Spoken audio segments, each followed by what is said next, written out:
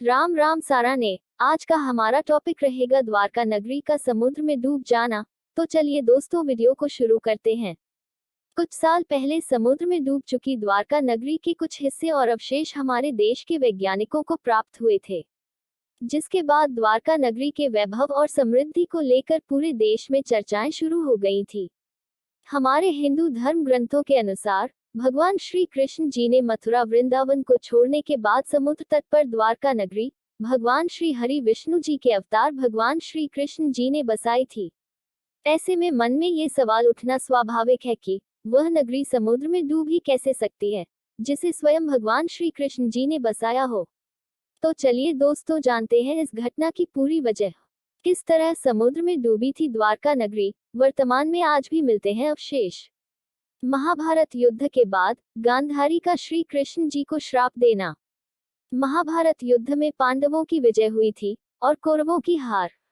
भगवान श्री कृष्ण जी ने पांडवों में सबसे बड़े भाई धर्मराज युधिष्ठिर को राजगद्दी पर बैठाया और राज्य से जुड़े नियम कानून युधिष्ठिर को समझाकर श्री कृष्ण जी कौरवों की माता गांधारी से मिलने पहुंचे।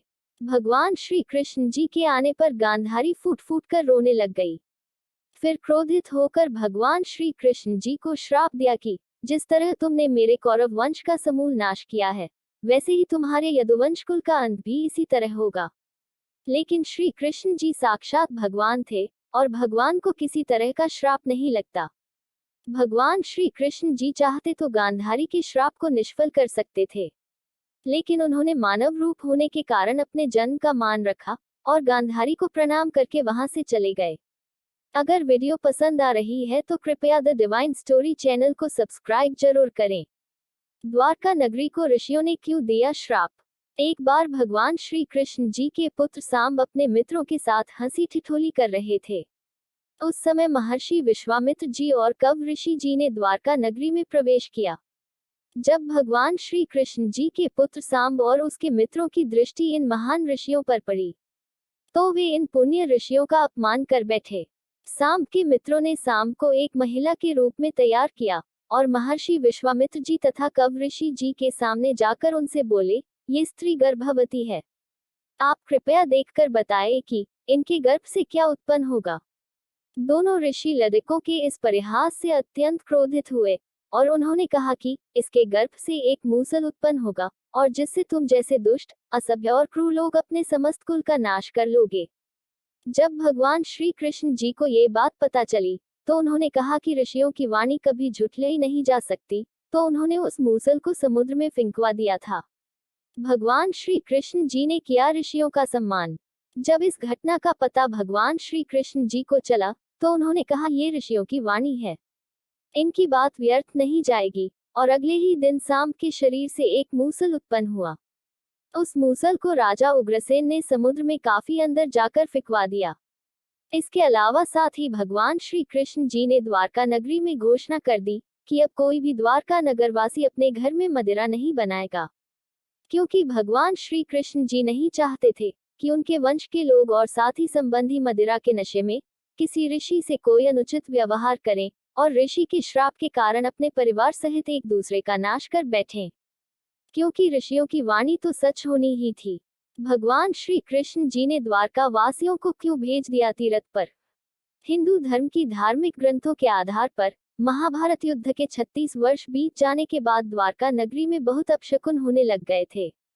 तब भगवान श्री कृष्ण जी ने सभी यदुवंशी पुरुषों को तीरथ पर जाने को कहा। तब तत्काल प्रभाव से सभी लोग द्वारका नगरी को छोड़ तीरथ करने के लिए निकल गए। प्रभास क्षेत्र में पहुंचने के बाद विश्राम करने के दौरान किसी बात पर यदुवंशी लोग आपस में भिड़ गए। ये बहसबाजी एक बड़े झगड़े का रूप ले लेती है और बहुत ही जल्दी झगड़ा मारकाट में बदल गया। इस दौरान ऋषियों के द्वारा दिया हुआ श्राप इस रूप में फलीभूत हुआ, क्योंकि सांब ने जिस मूसल को उत्पन्न किया था उसके प्रभाव के कारण प्रभास क्षेत्र में खड़ी एरका घास को लड़ाई के दौरान जो कोई भी उखाड़ता, वो एरका घास मूसल में परिवर्तित हो जाती थी। वो एक ऐसा मूसल था जिसके एक प्रहार से ही व्यक्ति के प्राण निकलने के लिए पर्याप्त था। इस लड़ाई में भगवान श्री कृष्ण जी के पुत्र प्रद्युम्न भी मारे गए थे। अगर वीडियो पसंद आ रही है तो कृपया वीडियो को लाइक और शेयर जरूर करें। लड़ाई की सूचना मिलते ही भगवान श्री कृष्ण के द्वारा बाकी बचे हुए लोगों को मारना। लड़ाई की सूचना मिलते ही भगवान श्री कृष्ण जी प्रभास क्षेत्र में पहुंचे गए। अपने पुत्र और प्रियजनों को मृत अवस्था में देखकर भगवान श्री कृष्ण जी ने क्रोध की ज्वाला के कारण वहां पर खड़ी एरका घास उखाड़ ली और हाथ में आते ही वह घास मूसल के रूप परिवर्तित हो गई। लड़ाई में जो लोग बचे रह गए थे, जिन्होंने भगवान श्री कृष्ण जी के परिजनों को मारा था, तो भगवान श्री कृष्ण जी ने एक एक वार से उन सभी का वध कर दिया। अंत में सिर्फ भगवान श्री कृष्ण जी, उनके सारथी दारुक और भगवान श्री कृष्ण के भाई बलराम जी ही बचे थे। इसके बाद भगवान श्री कृष्ण जी ने अपने सारथी दारुक से कहा कि तुम हस्तिनापुर जाकर अर्जुन को लेकर यहाँ आ जाओ। फिर अपने भाई बलराम जी को वहीं पर रुकने को कहा और स्वयं श्री कृष्ण जी अपने पिता को इस संहार के बारे में सूचित करने द्वारका नगरी में चले गए। भगवान श्री कृष्ण जी ने वासुदेव जी को इस नरसंहार के बारे में बताया और कहा कि जल्द ही यहाँ पर अर्जुन आ जाएगा। आप द्वारका नगरी की सभी स्त्रियों और बच्चों को लेकर अर्जुन के साथ हस्तिनापुर चले जाएगा। बलराम जी का देह त्याग और भगवान श्री कृष्ण जी का वापस बैकुंठ धाम को जाना। जब भगवान श्री कृष्ण जी वापस प्रभास क्षेत्र गए, तब बलराम जी ध्यान अवस्था में बैठे हुए थे। भगवान श्री कृष्ण जी के पहुंचते ही बलराम जी ने अपना शेषनाग का असली रूप धारण किया और समुद्र में चले गए। इसके बाद भगवान श्री कृष्ण जी इधर उधर घूमते हुए अपने जीवन और गांधारी के द्वारा दिए हुए श्राप के बारे में विचार करने लग गए और एक पेड़ की छांव में जाकर बैठ गए। उसी समय जरा नामक एक शिकारी का बाण श्री कृष्ण जी पैर में जाकर लगा, क्योंकि दूर से शिकारी ने उनको हिरण का मुख समझकर बाण चला दिया था। जब शिकारी अपने चलाए हुए बाण के पास शिकार उठाने पहुंचा, तो भगवान श्री कृष्ण को लगे हुए बाण को देखकर क्षमा मांगने लग गया। भगवान श्री कृष्ण जी ने शिकारी को अभयदान देकर अपनी देह त्याग दी। समुद्र में द्वारका का डूब जाना। अर्जुन ने द्वारका नगरी पहुंचकर श्री वासुदेव जी से कहा कि वह द्वारका नगरी सभी लोगों को हस्तिनापुर चलने की तैयारी का आदेश दें। फिर जल्दी से अर्जुन ने प्रभास क्षेत्र में जाकर सभी यदुवंशियों का अंतिम संस्कार किया। अगले दिन श्री वासुदेव जी ने अपने प्राण त्याग दिए। अर्जुन ने वासुदेव जी का अंतिम संस्कार कर अर्जुन सभी महिलाओं और बच्चों को लेकर द्वारका नगरी से हस्तिनापुर के लिए निकल गए।